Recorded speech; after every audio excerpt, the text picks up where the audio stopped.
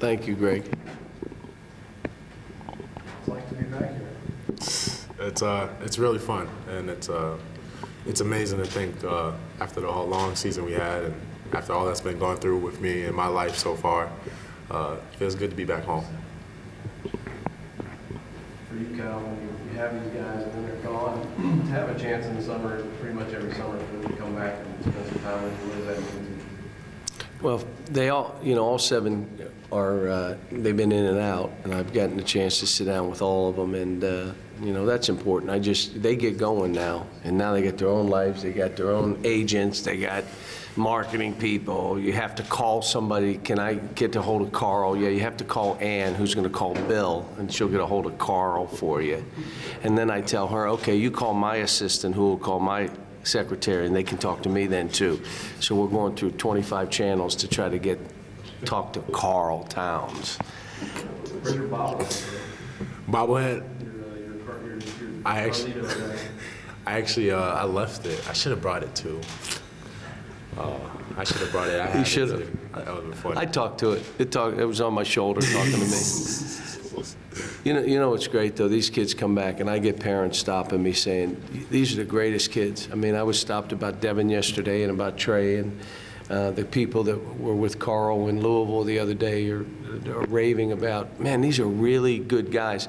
And that's an option. When you're as good as they are as players, you can be who you want to be. This week about this charity game, former UK players in the pros against former North Carolina players in the pros.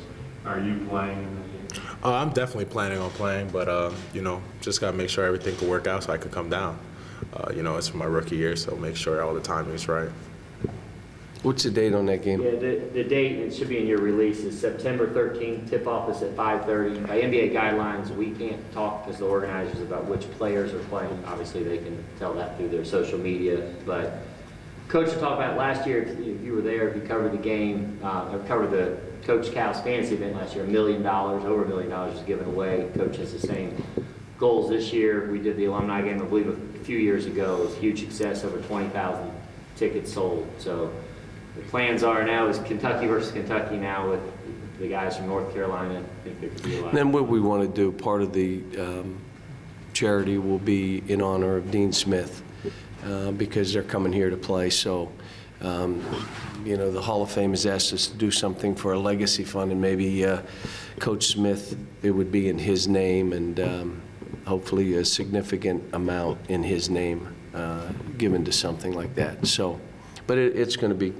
you can imagine, if it's North Carolina's players against our players, one, they lose. Okay, that's one.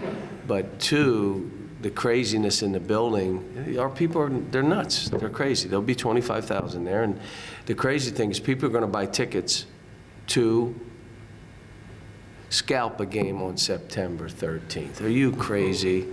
They'll be scalping tickets. I mean, it's Only in Kentucky. only in Kentucky.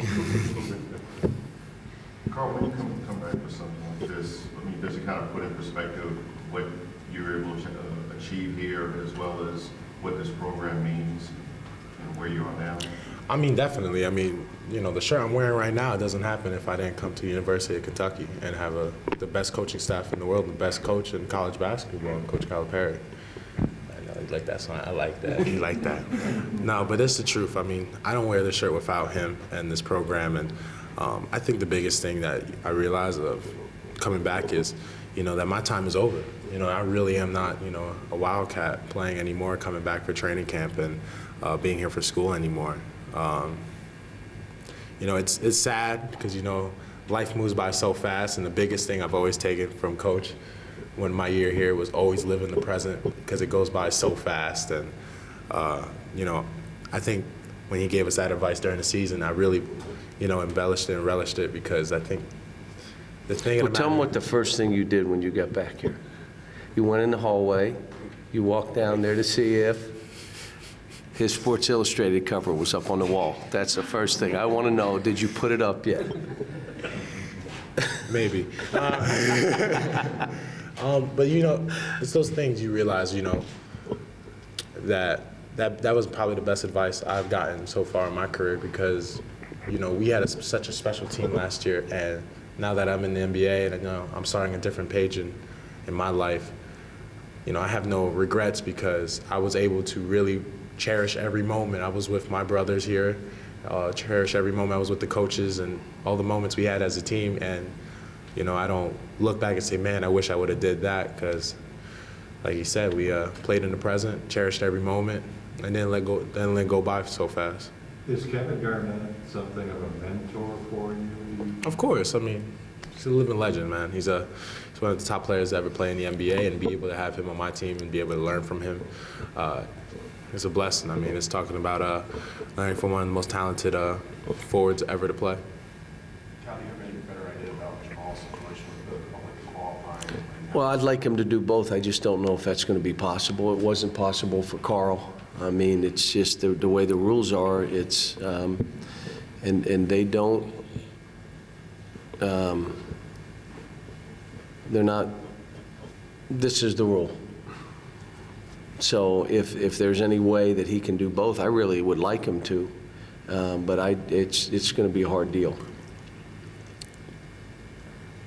How is Alex's rehab? Where is he at? He's in good shape. He said he started sprinting 2 days ago. So and I told him, you got to stay out, but I can't wait till he's in there with this team, because you got a beast now.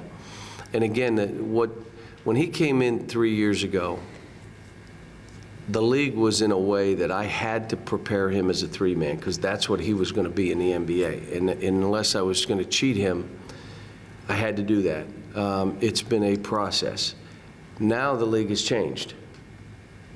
Now the fours all look like him in the NBA. So now he can be the position he's most comfortable playing and be right for him, right for us obviously, but right for him. So I think what you're going to find when he starts coming back and he can do what he does, I mean, his body, his shoulders, I mean, you know, and he's starting to sprint. It's going to be interesting. One more question, guys.